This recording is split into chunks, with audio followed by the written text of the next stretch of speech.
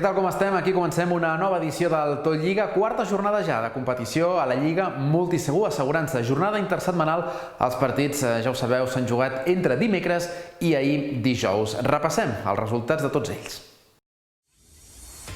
Els partits jugats dimecres: Unió Esportiva Sant Julià 2, Atlètic Club d'Escaldes 1 i Penya d'Andorra 1, Unió Esportiva Engordany 1. Jugats ahir dijous: UE Santa Coloma 0, Futbol Club Santa Coloma 1 i Carroi 2, Inter Club d'Escaldes 0.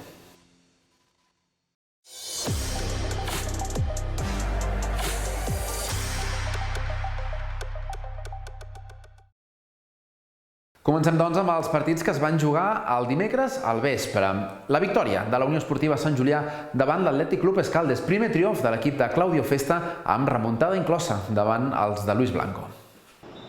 El partit va començar amb un autèntic golaç. Aquest de Gastón, a pilota aturada, enviava la pilota al fons de la xarxa per donar l'avantatge provisional a l'equip escaldenc.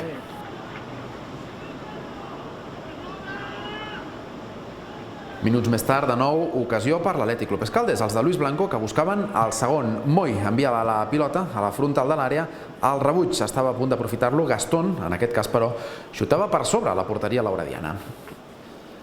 A la segona meitat, a pilota aturada, el Sant Julià va tenir aquesta ocasió, un penal per mans a l'interior de l'àrea. Becari assumia la responsabilitat des dels 11 metres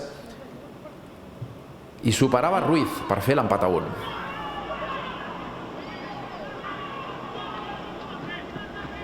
Només 7 minuts després culminaria la remuntada l'equip de Claudio Festa. Assistència enrere del Gemelson pel seu porter Ruiz i, atenció, Virgili llegeix l'assistència al costat, talla la pilota i a porteria buida des de fora l'àrea marca el 2-1, donant així la victòria a l'equip lauredià.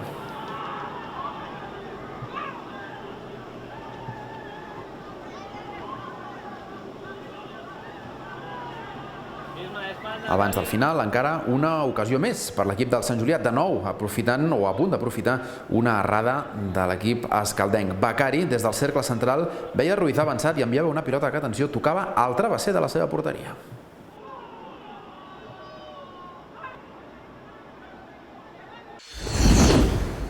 Sí, era muy importante, venimos trabajando muy fuerte durante toda pretemporada. Solo un partido habíamos jugado, evidentemente no estábamos acoplados y hemos trabajado sobre el tema y bueno, este es el resultado, ¿no? Los chicos el partido anterior lo dieron todo, pero no estábamos bien tácticamente y hoy hemos superado ese paso que no lo habíamos hecho bien. Les sensacions dolentes perquè teníem el partit controlat. La primera part ens han esperat a darrere tota l'estona, crec que hem dominat absolutament. Què passa és que és futbol i al final els errors es paguen molt cars i més ara la Lliga, que és molt curta, i avui s'ha demostrat. Aquestes eren les valoracions tant de Sant Julià com d'Atlètic Club Escaldes al final d'aquell partit. Jugat també el dimecres, però en aquest cas a Prada de Moles, en camp, repartiment de punts i primer punt, de fet, pel Penya d'Andorra, empat a 1 davant l'Engordany. L'Engordany es va avançar amb un servei de cantonada.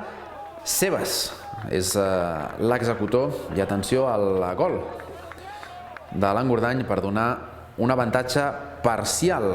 De fet, l'equip de l'Engordany es va avançar al marcador, però ràpidament el Penya va marcar amb aquest gol, badada defensiva de l'equip escaldenc, i ho aprofitava Manuel Jiménez per restablir la igualada.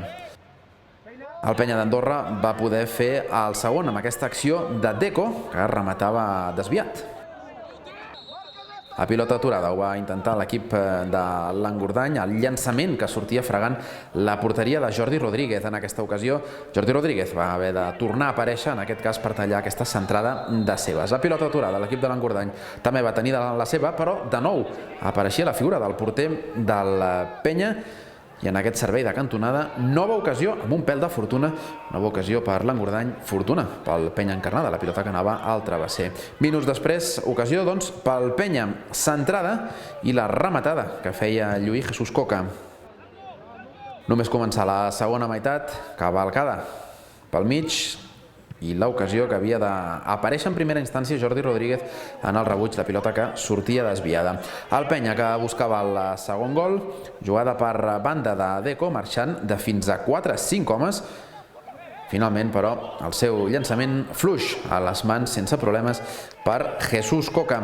Encara una més pel Penya d'Andorra, en aquesta ocasió el xut que també atrapava sense problemes el porter del Penya. Un Penya que es quedava amb 10 abans del final del partit. Encara veníem amb el mal regust de boca del cap de setmana passat amb el Santa Coloma, els últims 5 minuts que ens van marcar els 3 gols i bueno, hem estat treballant, sobretot defensivament, l'entrenador insisteix molt i bueno, molt contents per al punt i ara ja el diumenge següent final. Mai donem per un empat perquè veníem a per la victòria, havíem tret un empat davant del Santa Coloma i volíem la victòria, però bueno, el futbol té aquestes coses que no... amb un rival que no t'ho esperes, te treuren 2 punts i nada, a pensar en el propi partit. Aquests eren els partits jugats dimecres. Ahir dijous al vespre, duel interessant al centre d'entrenament de la FAF entre la Unió Esportiva Santa Coloma i el Futbol Club Santa Coloma, un derbi colomenc que es va resoldre amb un gol de Nájera en temps afegit.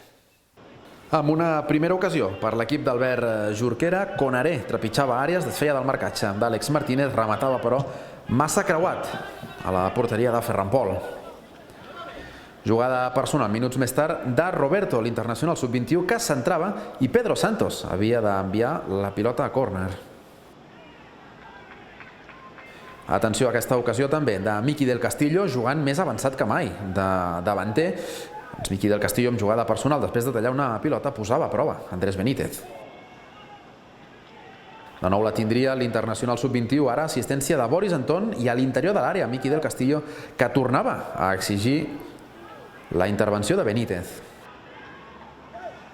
El Futbol Club Santa Coloma va tenir la seva amb aquesta acció de Conaré, en aquest cas el davanter d'origen malià rematava al lateral de la xarxa de Ferran Pol.